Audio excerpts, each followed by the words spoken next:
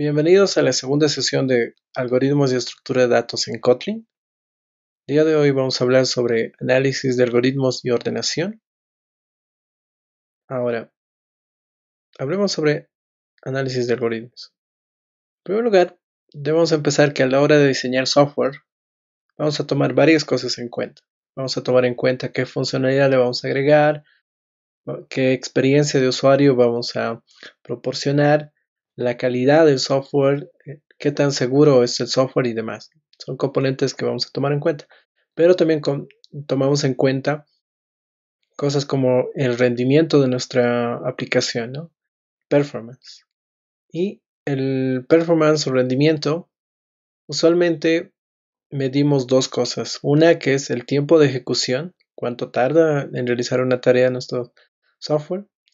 Y la otra es cuánta memoria consume esta tarea, ¿no? Son dos cosas en cuestión de rendimiento, performance, que tienen impacto en cómo los usuarios utilizan nuestro software y son justo los que vamos a analizar y vamos a cubrir con lo que es análisis de algoritmos, ¿no?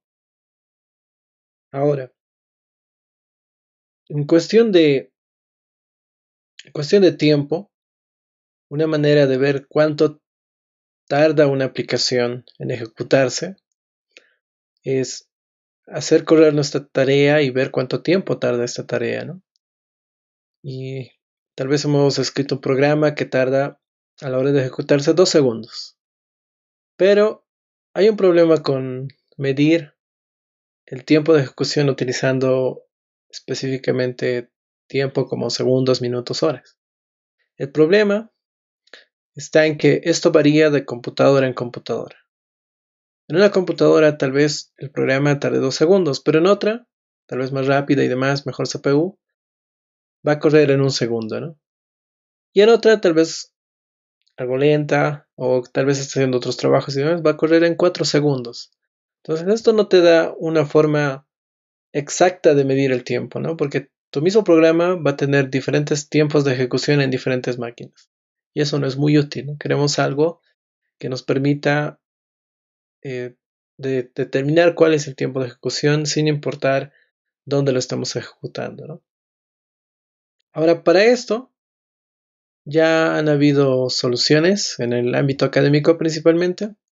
Y una de esas soluciones es no enfocarse tanto en el tiempo de ejecución en una computadora, sino enfocarse en a cuánto crece el tiempo en función de las entradas, ¿no? Y a esta forma de medir cuánto crece el tiempo en función de la entrada que proporcionamos a nuestro programa, se llama análisis asintótico, ¿no? Muy bien.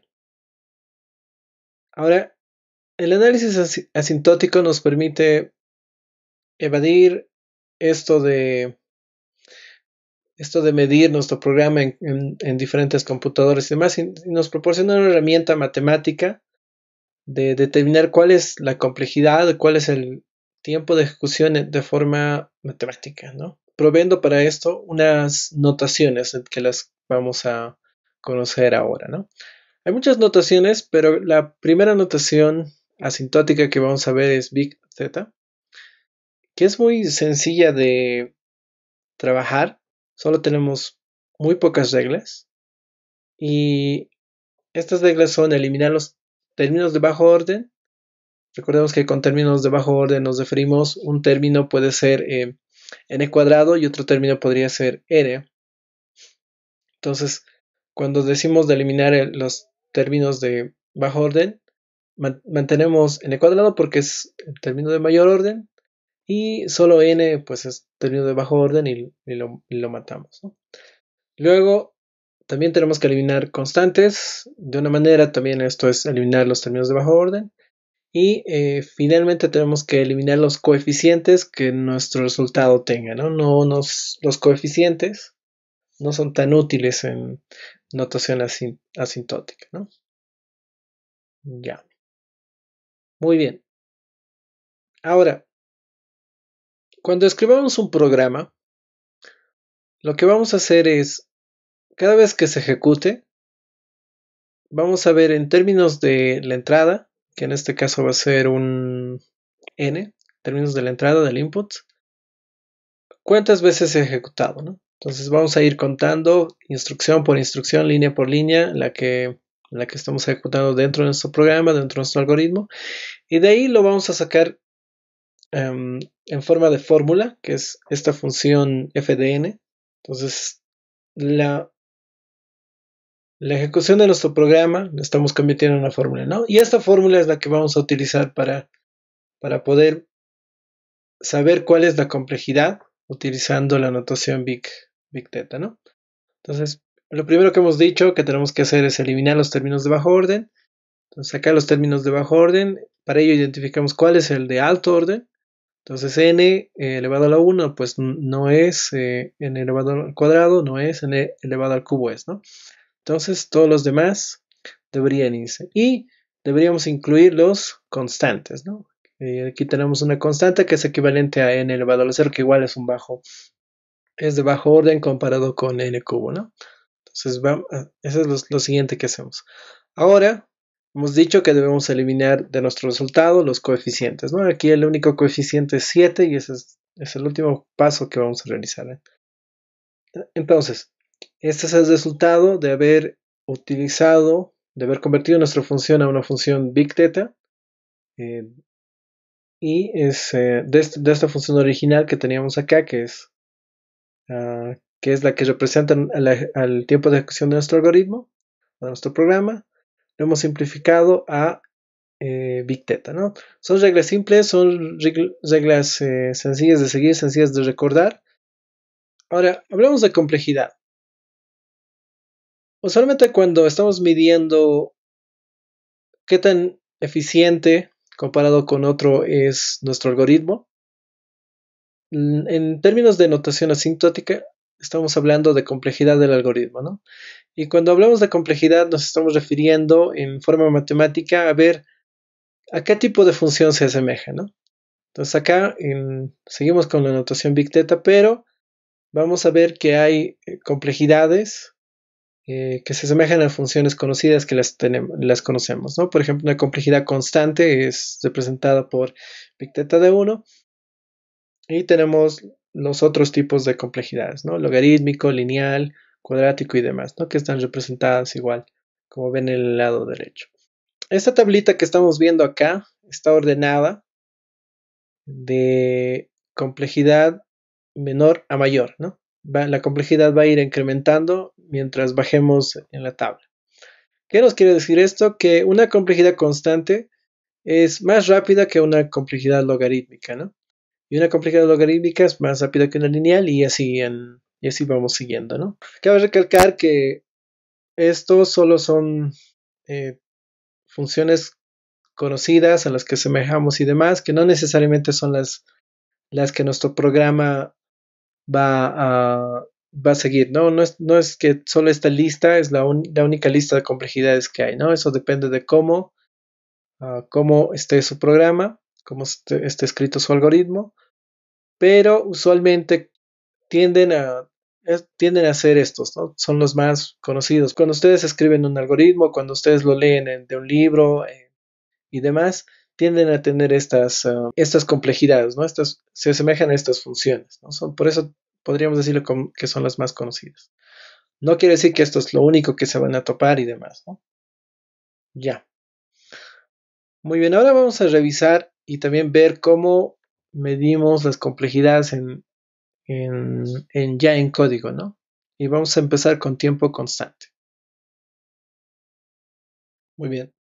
Ahora vamos a continuar analizando una simple función. Para ello me voy a crear una función principal. Y lo que vamos a hacer acá es tener un valor al al que lo voy a convertir en cuadrado, ¿no? Entonces, lo que voy a hacer es imprimir, es el valor cuadrado de n, ¿no? Entonces, esta función la llamo square de n, ¿no? Square no existe, entonces lo que voy a hacer es crear la función. Y acá lo único que debo hacer es retornar n multiplicado por n, ¿no? Y de esta manera es que estoy convirtiendo este número que me provee en a cuadrado, ¿no? Perfecto.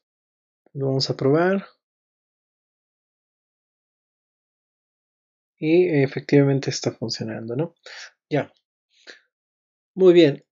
En este caso, n es nuestra entrada, ¿no? N nos están dando cuál va a ser el valor que yo estoy queriendo transformar a, a un número.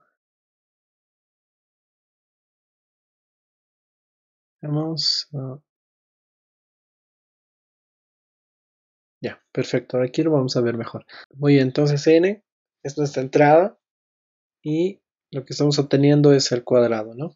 Pero fíjense acá que la única operación que estoy haciendo es una multiplicación, ¿no? Ahora, esto es, ¿por qué lo llamamos tiempo constante? Porque sin importar qué número, cuál sea la cantidad de la entrada, qué número le ponga n, siempre va a ser solo una operación, ¿no? Que es la multiplicación. Entonces, por eso es que la complejidad, si hablamos eh, para este, para esta función, va a ser constante. Constante. Perfecto. Muy bien. Ahora, no es el único caso, ¿no? Tal vez tengamos una función, qué sé yo, función eh, transformar, alguna función, ¿no? Que igual nos acepte un número n, tipo entero, y en este caso tal vez igual nos retorne tal vez otro número entero. Y muy bien, tal vez acá tengamos una nueva variable griega en la que vamos a sumar n con algo más. Y luego esa variable y le vamos a hacer alguna otra operación, tal vez multiplicar luego n. Y finalmente vamos a retornar y, ¿no? Entonces fíjense que acá estoy haciendo varias operaciones, una suma y una es multiplicación, ¿no? Entonces, pero al igual que square, en el caso de que yo llame a mi función transformar y le mande n, sin importar cuál sea el número de n, tal vez es 7, tal vez es 100, tal vez es 1000 y demás, siempre va a ser dos operaciones, ¿no? Entonces, en cuestión de n, esto siempre va a ser dos operaciones, ¿no? Mi f de, de n son dos operaciones. En este caso, mi f de n era una operación, que es la de multiplicar, ¿no? Entonces acá siempre son dos operaciones, pero estas son constantes, ¿no?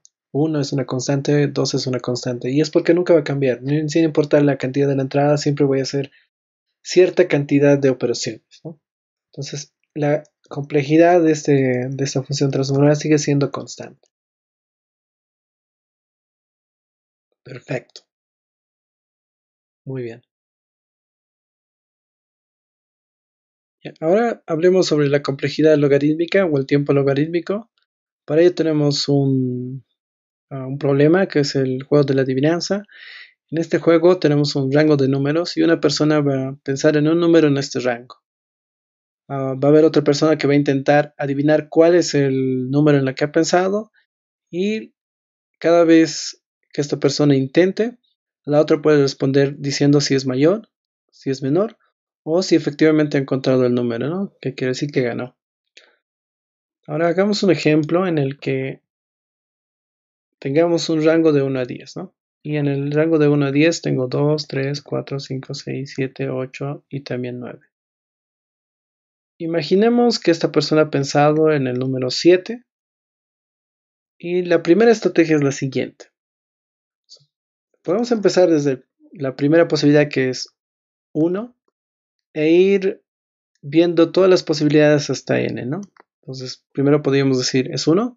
Nos van a responder, no, es mayor, ¿no?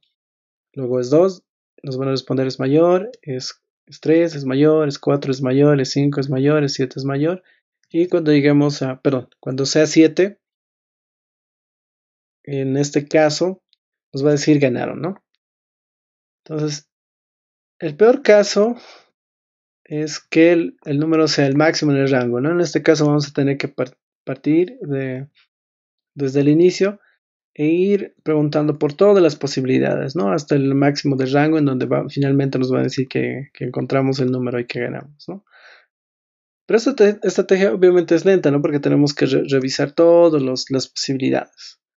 La otra estrategia es aprovechando que tenemos eh, estos ítems y estos ítems están en orden y podemos saber de qué es mayor o menor, lo que podemos ir es descartando secciones dependiendo de la respuesta, ¿no? Ahora un ejemplo, sigamos con el número 7, es el siguiente. Tenemos 10 elementos y lo voy a dividir en secciones de 5 elementos, ¿no? Entonces 5 elementos y voy a preguntar por el número en el medio. En este caso, imaginemos que 5 es el número en el medio y voy a preguntar, ¿es 5? Entonces me van a responder, no, es mayor. Ahora, con esa respuesta nos vamos a salvar de preguntar todas estas demás posibilidades, ¿no? Porque sabemos que es mayor, la respuesta es mayor a 5, entonces no nos sirve de nada eh, ver estas otras posibilidades, ¿no? Entonces vamos a excluir todos estos ítems y la siguiente tenemos que jugarnos con los ítems que quedan, ¿no? En este caso, igual lo podemos dividir entre dos.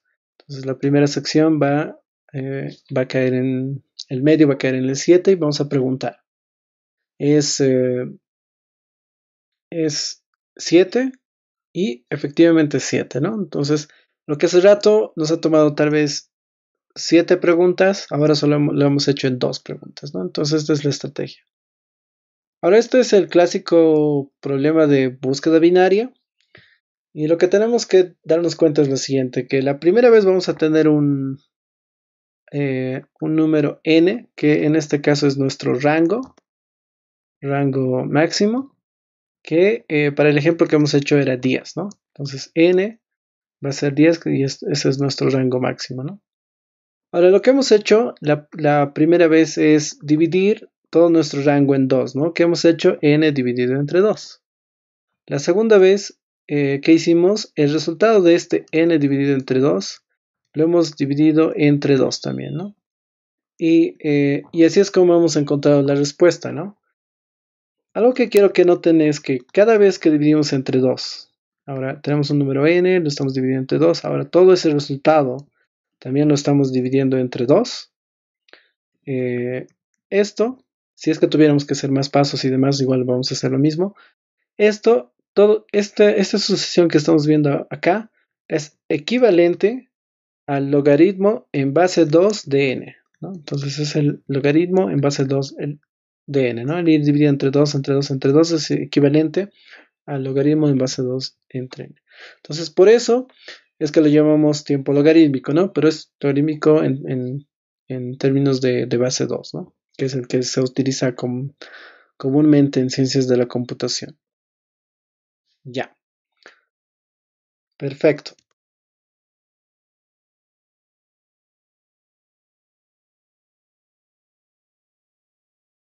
Ahora continuamos hablando de complejidad lineal, o que es un algoritmo de tiempo lineal. Para ello vamos a darnos un ejemplo. En este caso vamos a tener el problema de la búsqueda de un elemento en un array. Y en este caso lo que vamos a tener como entrada va a ser el array, ¿no? Entonces imaginémonos que tenemos un array que tiene 5 elementos.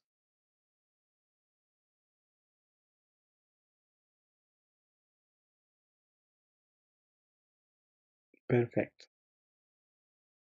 Ya, y lo siguiente que vamos a tener como entrada va a ser qué número estamos buscando. En este caso vamos a buscar el número 6 y como resultado debería mandarnos el número 2, que es el índice en el que se encuentra el número 6, ¿no? En este caso este es el índice 0, este es el índice 1, este es el índice 2. Ya, muy bien. Primera observación, acá los números no están en orden. Entonces, el elemento que estamos buscando podría estar en cualquier posición, ¿no? Y el elemento que podríamos estar buscando tal vez está al final. En el caso de que nos pidan buscar 9, está en este caso al final, ¿no?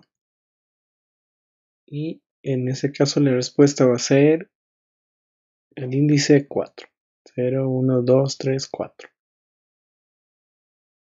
Entonces, nuestro algoritmo, ¿qué es lo que va a hacer? Va a empezar en el inicio y va a ir recorriendo cada elemento y preguntando si es el número que estamos buscando, ¿no? Entonces, el peor caso es el que se encuentre el elemento que estamos buscando al final y ese es el caso en el que vamos a recorrer la, eh, la, la cantidad de elementos que existía en el array, ¿no? Muy bien. Para ello, también tenemos que tener en cuenta de que nuestra entrada n es, para este caso es la cantidad de elementos que hay en el array, ¿no? Para analizar la complejidad, ¿no? La cantidad de elementos que hay en nuestro array. Muy bien. Entonces, una forma sencilla de resolverlo usando Kotlin es simplemente creando primero nuestra función main e imprimiendo nuestra función tal vez buscar, en donde le vamos a mandar el array que necesitamos, ¿no? Array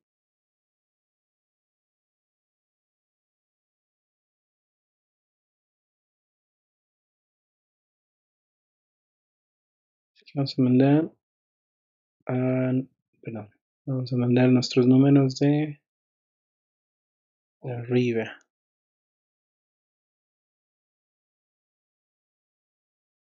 Y también el elemento que estamos buscando. Inicialmente vamos a buscar 6 y debería retornarnos 2, ¿no? Entonces ahora para el mismo array vamos a buscar el 9 y debería retornarnos 4. Perfecto, entonces vamos a crear la función. Se lo voy a llamar array y esto lo voy a llamar el número a buscar, ¿no? Buscar y en este caso va a retornar un entero. Perfecto. Entonces para ello voy a crear una variable, va a ser índice, donde lo voy a inicializar con -1.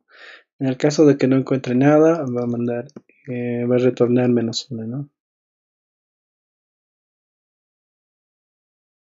Y lo que voy a hacer es un simple loop en el que voy a buscar el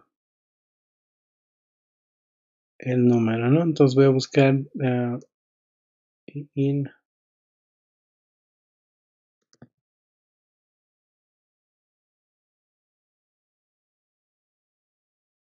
year. Entonces, en el caso de que encuentre, que quiere decir que en array sub i, en array sub i sea igual al número a buscar, entonces el índice va a ser igual lo escribimos de esta manera, el índice va a ser igual a i. Perfecto.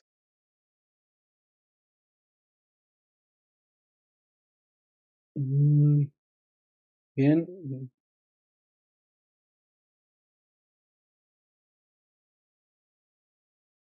veamos, al parecer tenemos un problema con...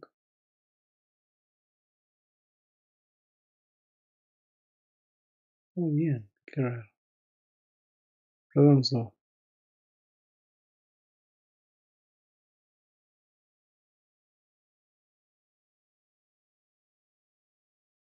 Ya, perfecto. Entonces tenemos la posición 2 y la posición 4, ¿no? Exacto, está funcionando. Ahora, para analizar este algoritmo, lo que tenemos que tomar en cuenta es qué operaciones está haciendo. Entonces acá tenemos una operación que es la designación, pero solo está haciendo una vez, ¿no? Entonces le sumamos solo 1. Acá, ¿cuántas operaciones está haciendo? Está haciendo, va a asignar i el valor de 0 hasta la cantidad de ítems del array menos 1, ¿no? Entonces, la cantidad de veces que va a hacer esa asignación es la cantidad de ítems que hay en el array, que en nuestro caso es 5, pero hemos dicho que eso representa la cantidad de ítems en nuestro array, representa el n, ¿no? Representado por n. Entonces esto es 1, 1 más n, ¿no? Y ahora, acá, ¿cuántas veces estamos preguntando? También n veces, ¿no? Dentro del for estamos preguntando n veces qué es, si es o no el ítem, ¿no? ¿Cuándo estamos haciendo esas n veces? Cuando el ítem que estamos buscando está al final, ¿no? Entonces preguntamos las n veces. Y finalmente acá tenemos una asignación, tan solo una asignación cuando encontramos el índice, ¿no? Esto lo podemos trasladar acá y vamos a tener un f de n que va a ser igual a 1 más n más n más 1, ¿no? Y todo esto se traduce en,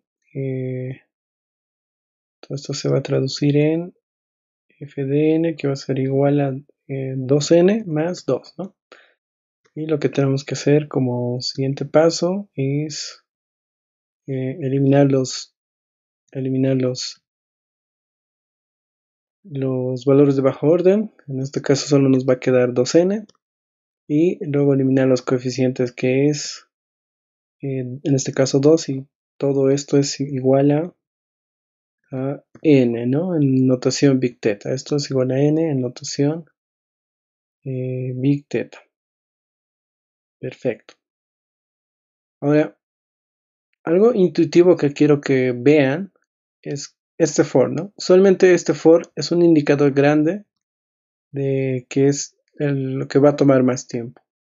Y lo que va a tomar más tiempo usualmente es el que guía cuál va a ser la complejidad de nuestro algoritmo, ¿no? En este caso tenemos un for que recorre de 1 a n y muy probablemente este es el que, guíe toda la complejidad del algoritmo, ¿no? Entonces algo intuitivo que para nuestro caso es que cuando tengamos algo de complejidad, esto es complejidad lineal, es que tengamos un for que vaya recorriendo todos los elementos de nuestra entrada, ¿no? Entonces en este caso todos los elementos de nuestra entrada es representada por n. Perfecto. Ya, entonces nuestro ejemplo de búsqueda en un array, el peor caso, cuando el elemento está al final, el que estamos buscando va a recorrer todos los ítems del array, ¿no? Y sabemos que esto es tiempo lineal. Cuando vemos todos los ítems de un array, es tiempo lineal, ¿no? Perfecto. Ahora veamos el tiempo cuadrático, la complejidad cuadrática. Para ello vamos a generar una matriz de n por n con números tal vez solo 1 y 0, ¿no? Y vamos a ver a qué va todo eso. Ya, primero, la entrada va a ser, en este caso, número n. En el caso de que sea igual a 2, podemos generar una matriz de ceros y unos como este, un 0, 0, abajo 1, 1. En el caso de que la entrada sea 0 igual a 3, igual podríamos generar cualquier matriz. 0, 1, 0 tal vez. 1, 0, 1, 0, 1, 0, ¿no? Algo así. Entonces lo que estamos aquí generando es una matriz. Y lo que tienen que notar es que, dado el número n, que es 2, que es mi entrada y demás, Estoy generando uno, 2, 3, 4 elementos, ¿no? Entonces el 3, para el caso de n igual a 3, estoy generando uno, 2, 3, 4, 5, 6, 7, 8, 9 elementos, ¿no? Y eso es equivalente a n al cuadrado. Perfecto. Entonces hagamos la función y hablemos sobre eso, ¿no? Entonces voy a tener mi función main, en donde voy a generar esta matriz. Voy a tener voy a tener n, que tal vez inicialmente va a ser 2, y luego voy a tener mi, mi primer for loop, que es el que va a recorrer todas estas filas. Ya, una fila que va a estar entre 1 hasta n. O como hacemos siempre es 1 hasta n, y luego vamos a tener luego tenemos que generar nuestras columnas, ¿no? Entonces para ello igual vamos a tener otro for, en donde vamos a tener una variable que se llama columna, que va a ir igual entre 1 hasta n. Entonces acá lo que vamos a hacer es imprimir algún valor que puede ser entre 0 y 1. A ver, si columna más fila, o si columna es par, algo así, si columna es par, en el caso de que columna, columna sea par, va a imprimir 0, y en el caso que no sea va a imprimir 1, ¿no? Ya, y acá tengamos un println vacío. De todo esto le agregaremos un espacio. Perfecto.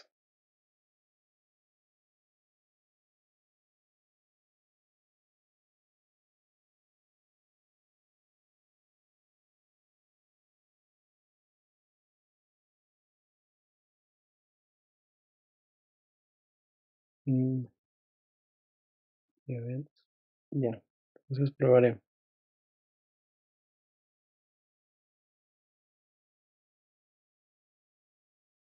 Esto lo trasladaremos abajo.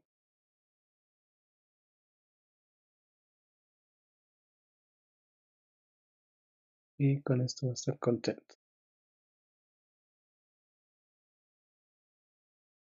Y entonces para n igual a 2 he generado esta matriz. La segunda es para n igual a 3. Y he generado esta matriz, ¿no? Ya. Muy bien. Para esto lo que estamos haciendo es básicamente tenemos, tenemos acá una asignación.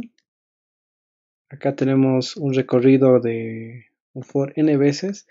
Y miren acá, cada vez que yo recorra este for, yo voy a recorrer esto también n veces, ¿no?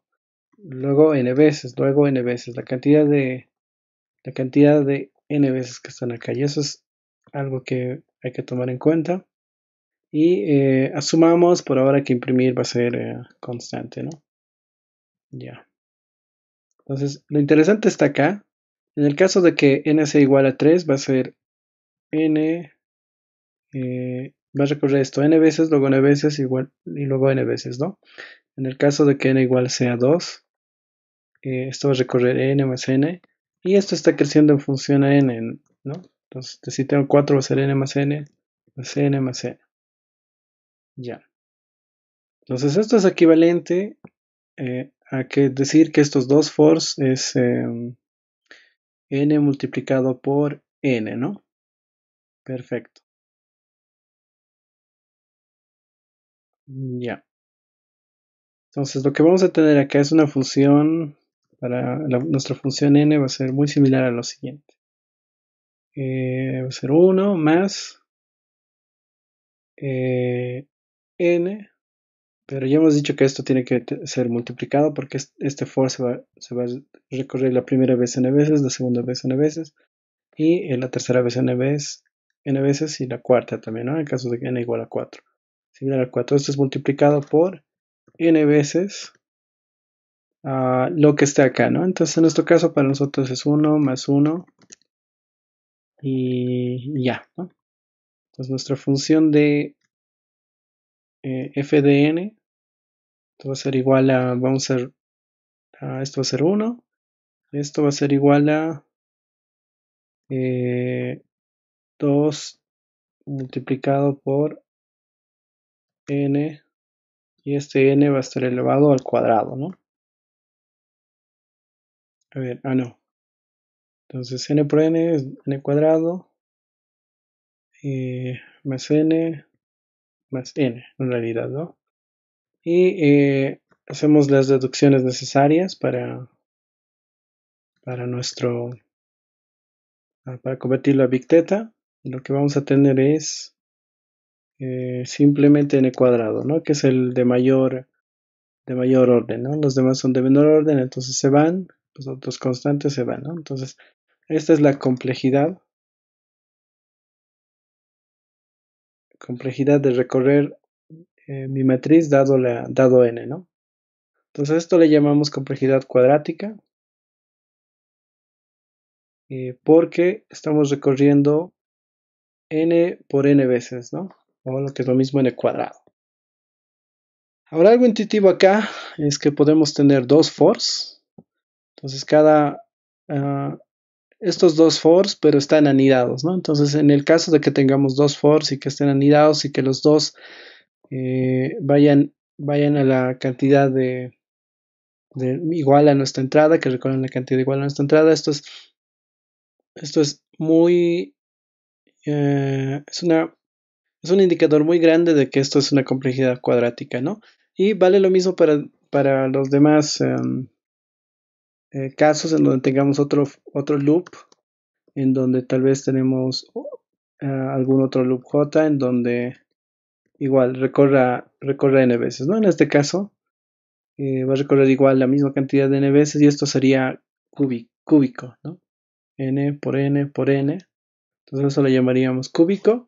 Y eso ya generalizando son algoritmos de tipo polinomial.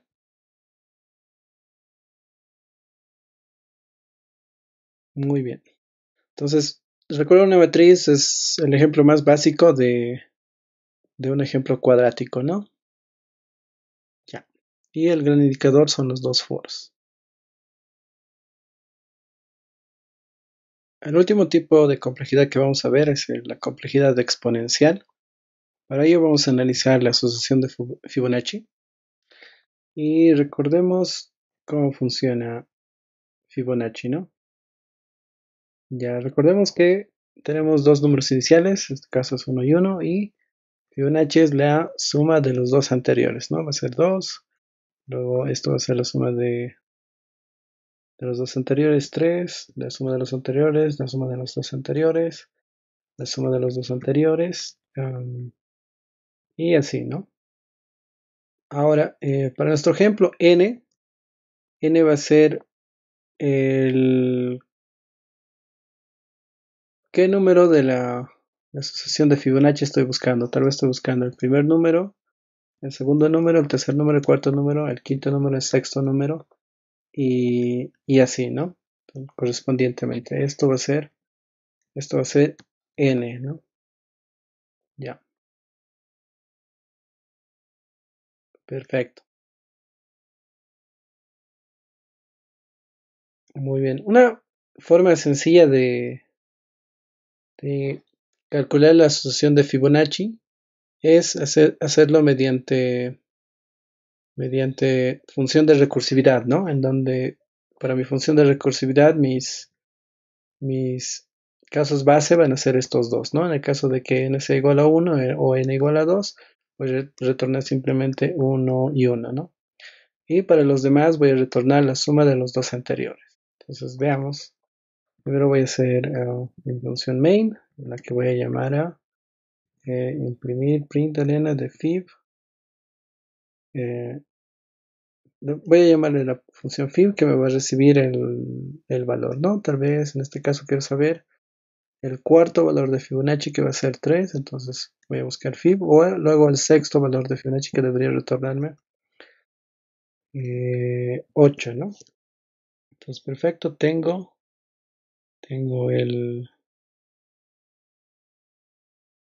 tengo la función, entonces lo voy a crear, fib, que va a recibir un número n de tipo entero y también va a retornar un número entero, ¿no? Y en este caso sabemos que si n es igual a 1 o n es igual a 2, debo retornar el valor de 1, ¿no? Si n igual a 1 o n igual a 2, debo retornar el valor de 1. Caso contrario, si es un número mayor, debo retornar los dos números anteriores, ¿no? La suma de los dos números anteriores. Y eso es equivalente a la suma anterior de calcular el Fibonacci de 1 y el calcular el Fibonacci de 2, ¿no? Entonces sería fib de n menos 1 más fib de n menos 2. Perfecto. Y esto es lo que tengo que retornar. Entonces ejecutemos y veamos cuál es el resultado. Entonces efectivamente para 4 me ha retornado que es 3 y para 6 me ha retornado que es 8, ¿no? Entonces ahora, ¿qué está pasando con esta forma de, de, de buscar el número de Fibonacci? Entonces analizamos el caso de 4, perdón, el de 6, que es un poco más extenso. Y en el caso del Fibonacci de 6, lo que está haciendo, estamos llamando a Fibonacci de 6, ¿no? Pero este a su vez está llamando a Fibonacci de 1 y a Fibonacci de 2, ¿no? Entonces vamos a tener Fibonacci de n-1 y n-2, que sería 5. Y el otro va a ser Fibonacci de 4. Entonces, ahora a su vez Fibonacci de 5, ¿qué va a hacer? No va a llamar a Fibonacci de 4 y también va a llamar a Fibonacci de 3, ¿no? Eso es lo que va a hacer Fibonacci de 5. Y Fibonacci de 4 va a también llamar a Fibonacci de 3 y también va a llamar a Fibonacci de 2, ¿no? Y estos a su vez, sabemos que el de 4 va a llamar otro también 3 y 2, de acá. Y Fibonacci de 3 lo que va a hacer es llamar a Fibonacci de 2 y Fibonacci de 1, ¿no? Es lo que sabemos que va a hacer. Fibonacci de 3 va a ser eso. Fibonacci en este caso, Fibonacci de 3 va a ser lo mismo. Entonces lo pongamos un poco más acá. Fibonacci de 2 va a ser lo mismo.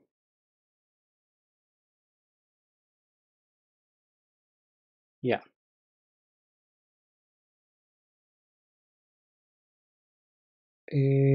Perfecto.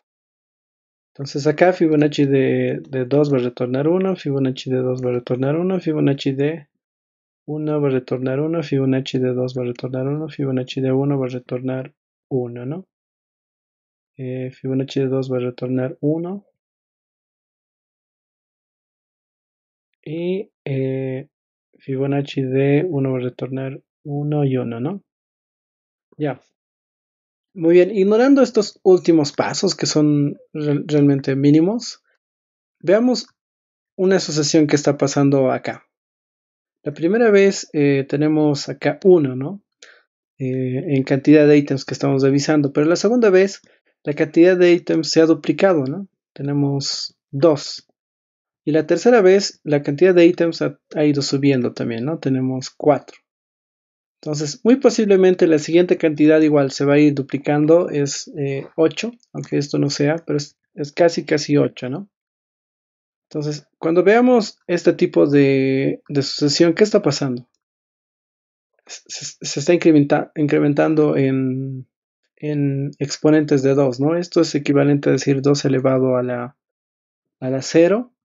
Esto es equivalente a decir 2 elevado a la 1. Esto es 2 elevado a la 2. Y así, ¿no? 2 elevado a la n. En este caso es 2 a la 3, ¿no? Entonces, pero en generalizando, esto es 2 elevado, generalizando esto es 2 elevado a la n. Entonces, cada vez que nos encontremos con esto, es muy posible que este algoritmo sea exponencial, ¿no? Exponencial nos referimos a 2 elevado a la cantidad equivalente a nuestra entrada, que es n, ¿no? Entonces, este es un ejemplo de este tipo de problemas, ¿no? Y cómo vamos a ir analizándolo. Y usualmente los algoritmos recursivos que no recuerdan valores anteriores y demás que han calculado son de tipo exponencial, ¿no? Y esto es a lo que nos referimos. Y Fibonacci es un claro ejemplo, pero hay muchos otros, ¿no? Ya. Muy bien, con eso hemos visto los tipos de complejidad más comunes. Obviamente no son los únicos. Hemos visto acá, aquí los más comunes, hemos analizado algunos, pero hay muchos otros más, ¿no? Y depende mucho de cómo está escrito su algoritmo, va a depender. Estos, digamos que son los clásicos que se van a topar a la hora de leer libros y demás, ¿no? Ya. Muy bien, ahora hablemos de Vigo y de Big Tet.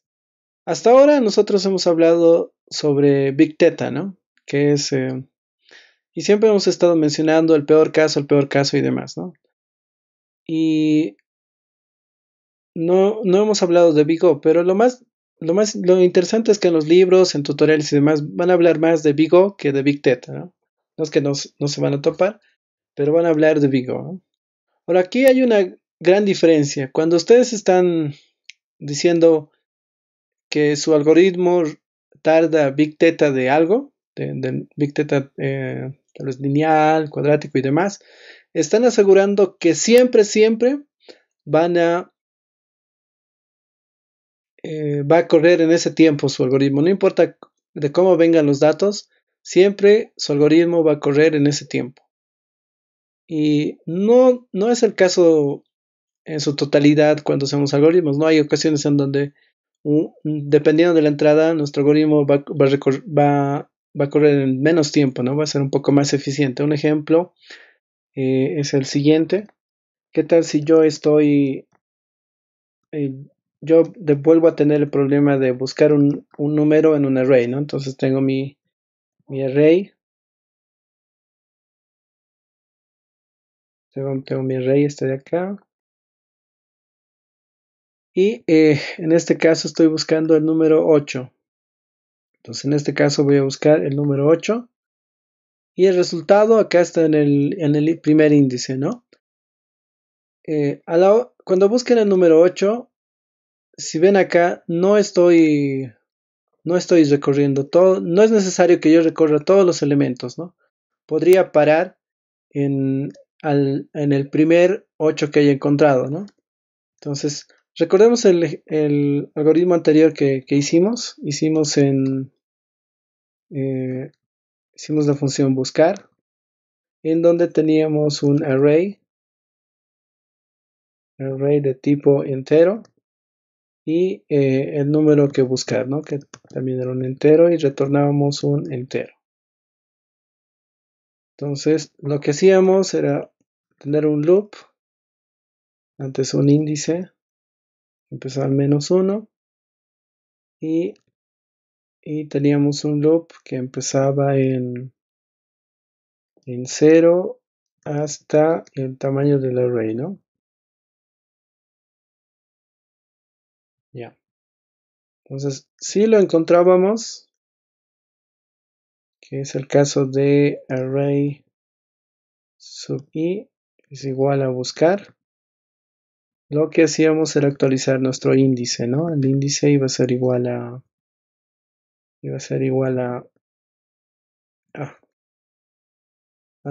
i, ¿no? y finalmente retornábamos el índice. Entonces este era nuestro algoritmo para buscar un elemento en un array, ¿no? Ahora, ¿qué está pasando acá? En este caso, eh, voy a recorrer el array inicialmente acá y voy a actualizar el índice, ¿no? Voy a actualizar el índice al índice en el que lo he encontrado, pero no hay nada que esté parando este algoritmo, ¿no? Entonces, cada vez, aunque esté en el inicio, va a recorrer otra vez, otra vez, otra vez y otra vez, ¿no? No va a terminar. En este caso, siempre va a tardar igual a la cantidad de elementos que tengo, sin importar que lo haya encontrado al inicio y demás, ¿no? Entonces, una mejora acá es que la primera vez que lo encuentre, lo, lo haga un break, ¿no? Y se cierre del loop del for. Y en ese caso, entonces, para nuestro algoritmo, en el caso que encuentre a 8, ya no va a recorrer todo esto, ¿no? Ha encontrado un valor, ha encontrado un índice válido y se sale, ¿no? Entonces, en este caso, ya no está tardando, ya no está tardando el n, que es la cantidad de ítems en el array, ¿no? Sino está tardando solo una vez, solo encuentra la primera vez, ¿no? Obviamente, en el caso de que, qué sé yo, acá esté 1 y acá esté 8, sí va a tardar, ¿no? Sigue siendo el elemento que estoy buscando hasta el final y va a tardar la cantidad de, de ítems que estoy revisando, ¿no? N. Entonces, en el mejor caso, va a tardar una nada, ¿no? No es necesario que recorra tal. En el mejor caso, tal vez sea tiempo constante en el que esté al inicio, pero en el peor caso va a ser tiempo lineal, que en el que esté al final y tenga que recorrer todos los ítems, ¿no? A eso me refiero con Big Theta. Big Theta es cuando ustedes no, cuando su algoritmo, aunque sin importar la entrada, tarda siempre lo mismo, ¿no? Que era el caso de sin utilizar break, que siempre iba a tardar igual a tiempo lineal, ¿no? Siempre va a ser así. Y eso están afirmando cuando ustedes dicen que su algoritmo es Big Theta de n, ¿no? Big Theta lineal. Están afirmando que siempre va a tardar eso, ¿no? Pero lo real es que siempre hay en el código mejoras y a eso nos vamos con Big O, con el uso de Big O. Entonces, en este caso, lo que pueden decir es que su algoritmo tarda Big O de n, ¿no? Big O de n. ¿Por qué Big O de n? Porque podría tardar menos. A eso es lo que les está diciendo. En el peor de los casos, va a tardar tiempo lineal, que es Big O de n, pero en el mejor de los casos podría tardar menos, ¿no? Eso es lo que les está diciendo. Y también eso es lo que representa un poco estos círculos que ven acá.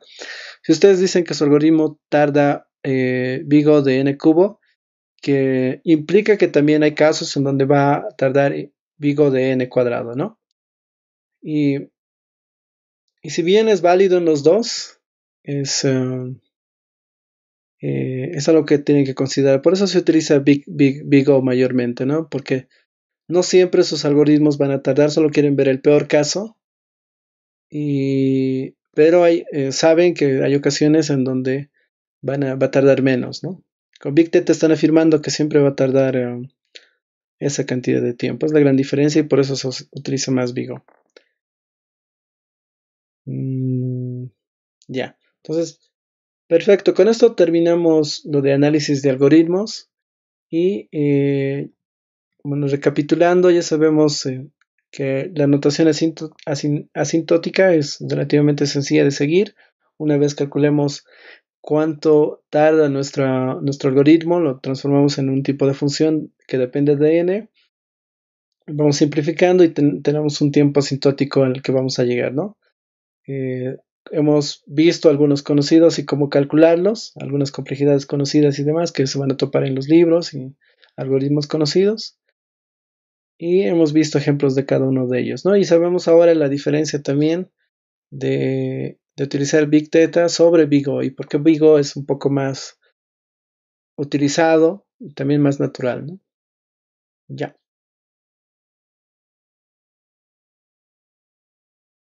Pasemos a la última parte de la charla de hoy, que es ordenación, ¿no? Y vamos a implementarlo también en Kotlin. Para ello vamos a ver dos algoritmos. Primero, recordemos esta definición de qué es ordenación. Lo que tenemos usualmente es como entradas elementos, que pueden ser números enteros u otra clase de elementos, y estos elementos no necesariamente están en orden, ¿no?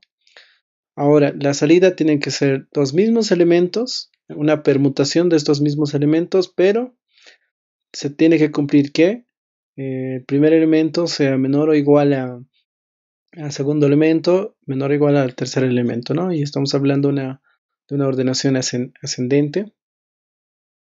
Ya. El primer algoritmo que vamos a ver es el de Selection Sort.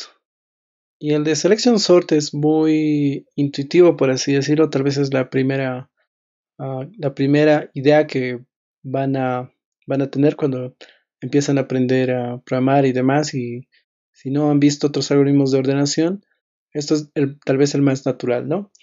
En Selection Sort lo que queremos hacer es ir buscando el elemento menor y ordenándolo y colocándolo en nuestra posición, ¿no?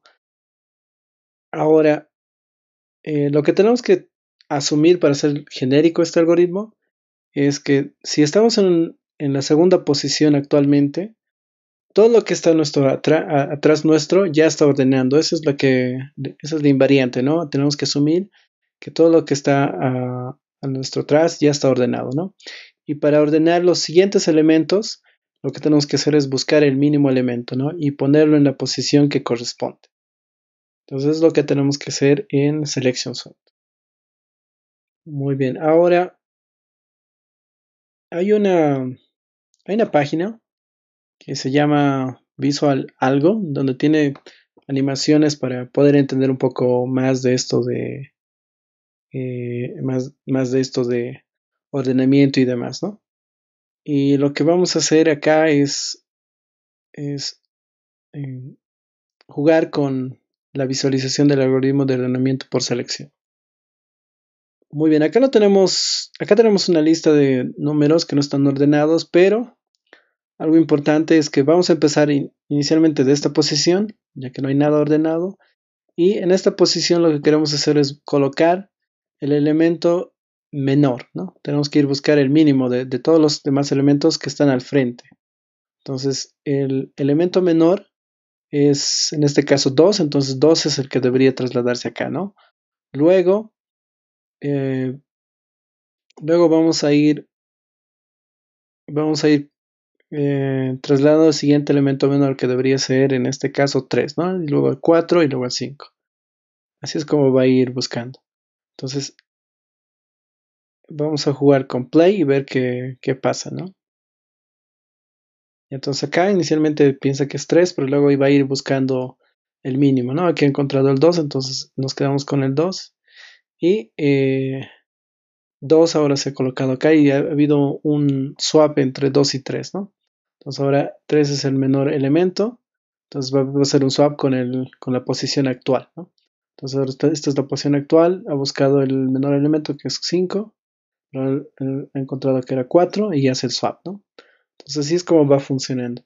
Y asumimos que todo lo que está atrás ya está ordenado, ¿no? Solo vamos buscando el siguiente elemento um, al frente nuestro. Y cuando lo encuentra, cuando termina de recorrer todo el array, hace el swap. Eso es lo que hace selección sort.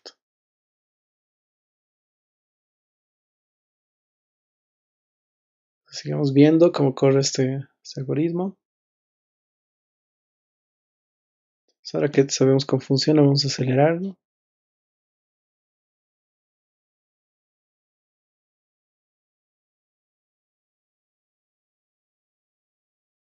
Perfecto. Ya. Entonces ya sabemos cuál es la idea principal de Selection Sort y lo vamos a implementar en Kotlin, ¿no? Ya, para ello, siempre tengo que tener mi función main, que voy a correr, y voy a tener un arreglo inicial, que lo voy a llamar solo array, que va a ser un array of, le voy a mandar algunos números en desorden. Pues acá tenemos 5 elementos que están en desorden, ¿no? Entonces lo voy a imprimir para mostrarlo. Ah,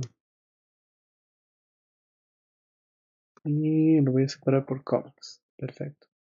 Lo siguiente que debería hacer es llamar a selection sort, mandarle el array.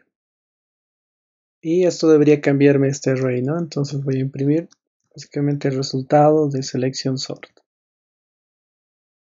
Ya.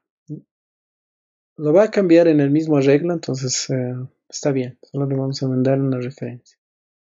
Entonces ahora acá voy a crear mi método.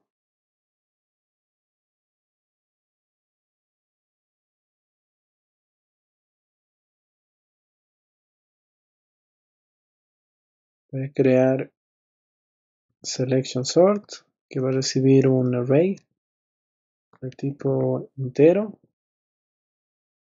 Y no va a retornar nada, ¿no?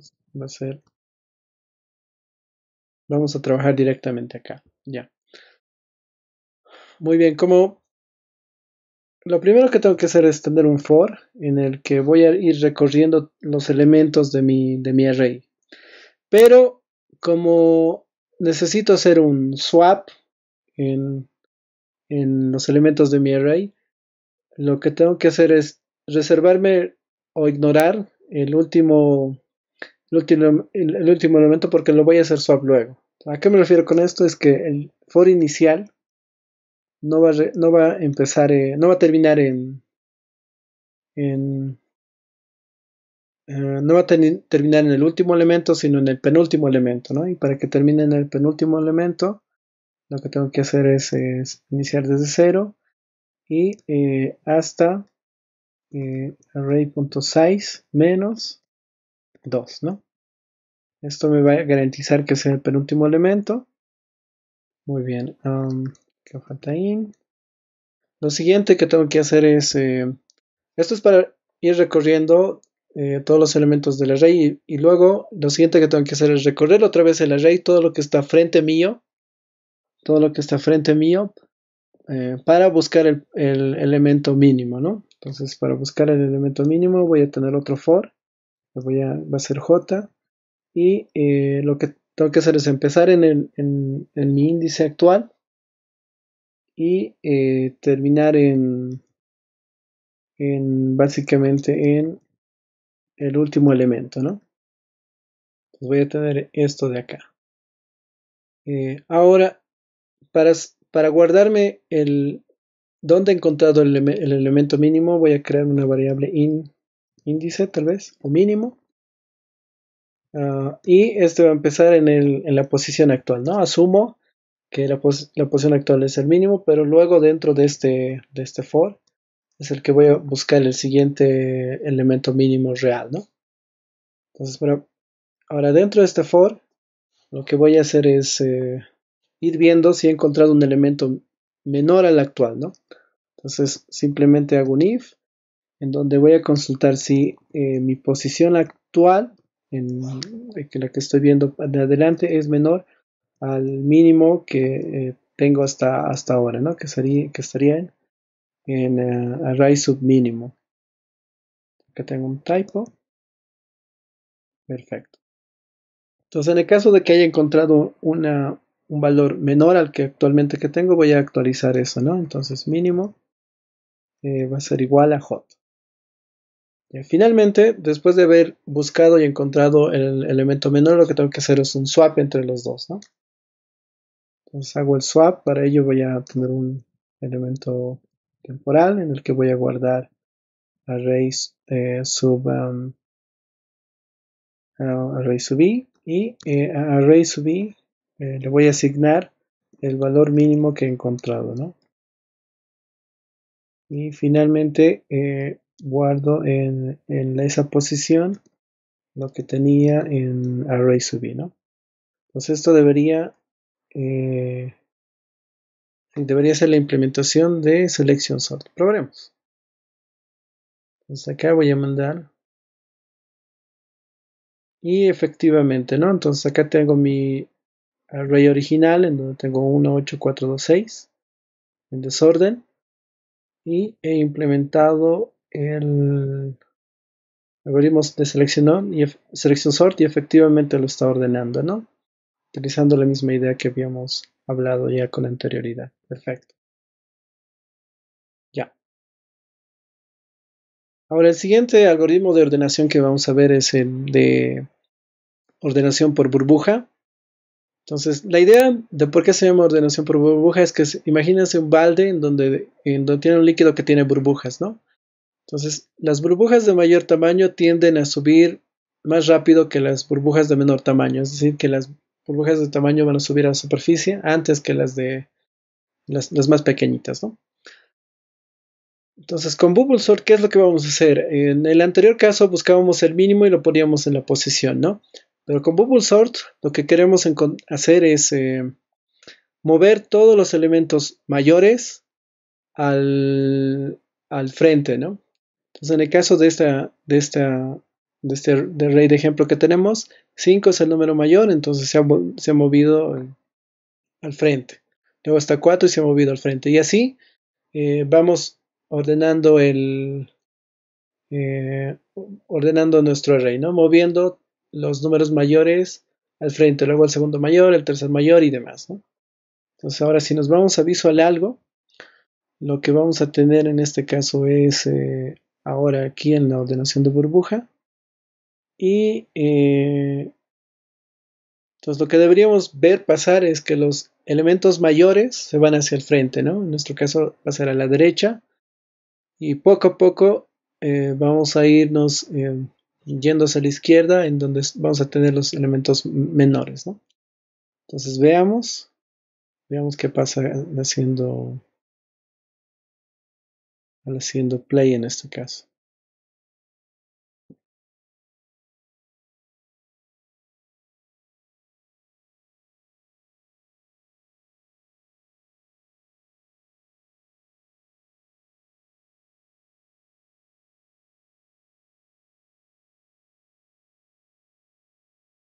Bueno, vamos a lentear un poco y lo que estamos viendo es que el 50 ya ha sido ordenado, ¿no?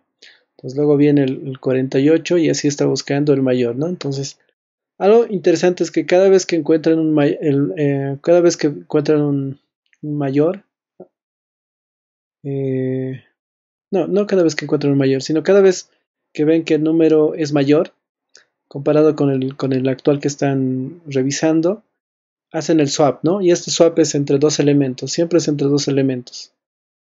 Si van viendo, entonces siempre van comparando entre dos elementos y el swap se realiza en esos dos elementos, ¿no? Entonces esa es la clave de Bubble Sort. Movemos todos los números mayores hacia el frente y cómo lo movemos, vamos comparando en pares y ese par en el caso de que necesite moverse, lo vamos moviendo, ¿no? Hacemos el swap y demás. Entonces para los últimos valores está pasando justo eso, ¿no? Ya, perfecto. Entonces ahora vamos a implementar el algoritmo de la burbuja también en Kotlin. Entonces para ello vamos a utilizar el mismo array, pero en vez de llamar a selection sort, vamos a llamar a bubble sort, ¿no? Entonces bubble sort va a ser muy similar. Donde voy a tener mi array y que va a ser de tipo array de enteros, ¿no? No va a retornar nada.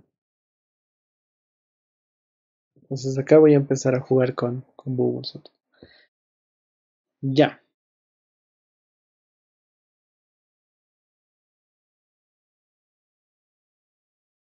muy bien.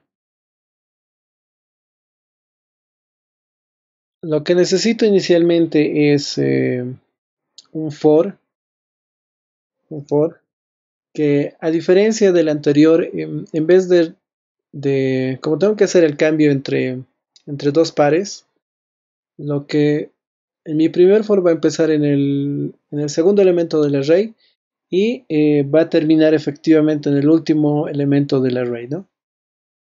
Um, entonces voy a tener un i, que va a empezar en 1, pero va a terminar en el último elemento del array, que es array.size menos 1, ¿no? Ya. Lo segundo que tengo que tener es,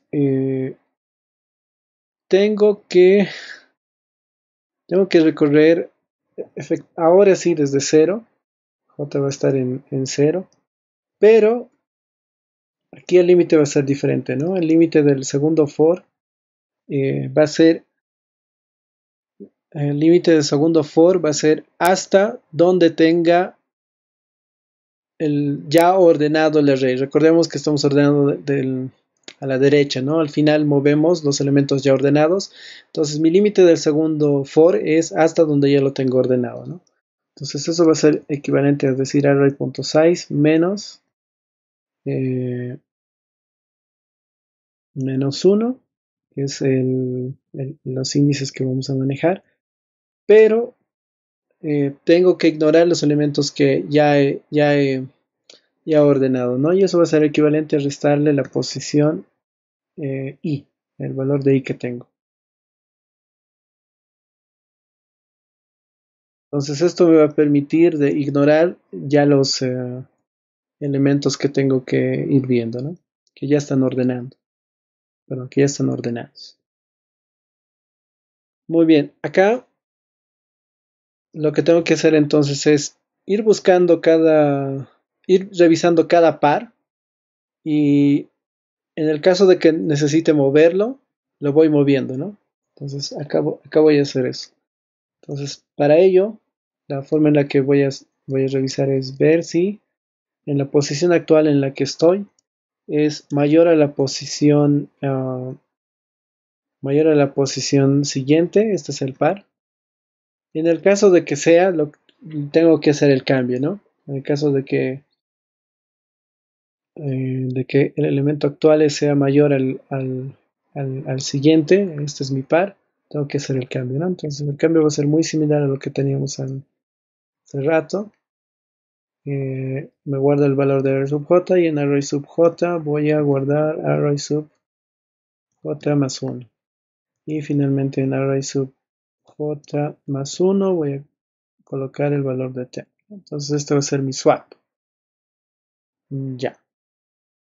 Entonces la implementación de Bubble Sort debería ser simplemente esta. Recorrer todos los elementos desde el inicio. Recorrer todos los elementos desde el segundo. Y luego ir comparando con todos los elementos menos los que ya he ordenado, ¿no? Ignorando los que ya he ordenado. Finalmente, en pares, hago la revisión de pares y hago el swap. Ya esto debería funcionar. Entonces lo llamo y veamos el resultado si tenemos un error o no. Y efectivamente está funcionando, ¿no? Tenemos el array original y también tenemos el array ya ordenado. Entonces confirmamos que está funcionando, ¿no? Nuestra implementación de Bubble Sort en Kotlin. Ya, perfecto. Con esto ya habríamos terminado. Y lo siguiente que vamos a revisar es el tema de grafos. Vamos a ver qué son grafos y cuáles son sus recorridos principales y uno de los problemas más clásicos que existe, que es el de caminos mínimos, ¿no? Entonces los espero en la siguiente sesión. Gracias.